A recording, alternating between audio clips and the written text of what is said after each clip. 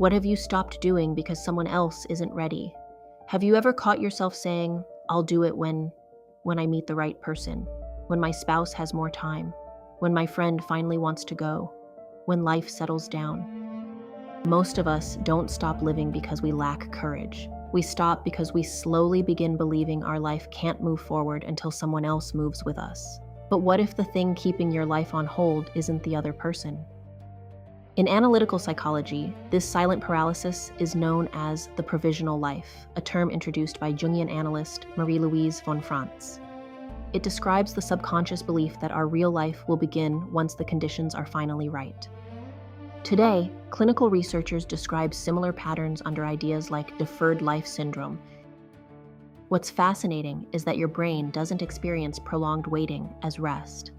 Research on chronic uncertainty shows that when life feels permanently on hold, the body's stress response can stay activated. Sleep begins to suffer, stress hormones stay elevated. Your brain continues treating life like an unfinished problem waiting to be solved. While you're waiting for your life to begin, your body often isn't waiting with you.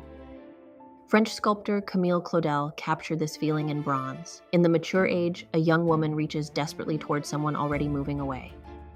Whether it's a relationship, a friendship, or someone's approval, the sculpture reveals the same painful position.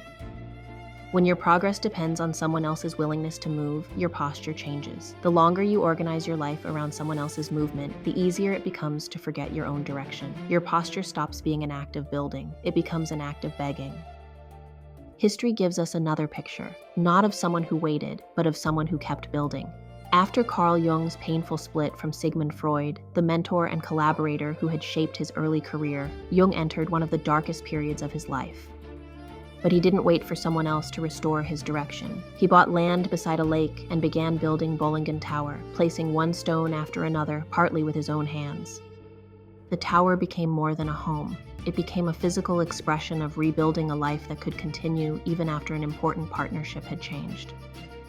He didn't abandon his shared life in the city. He just refused to let his soul's evolution wait for another man's alignment.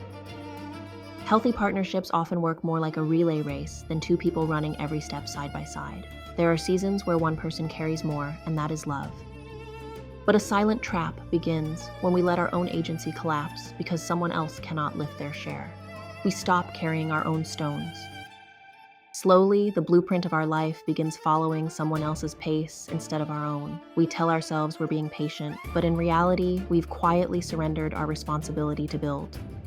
You do not need to abandon the people you love, but you must recognize that your hands still have the physical capacity to lift the next stone, even if, for a season, you have to lay it alone.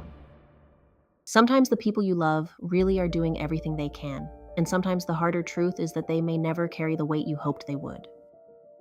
Only you can decide what that means for the relationship, but your life shouldn't stay frozen while you wait for the answer. Some people will help build your house, some will stay for only one room, some may never lay a single brick.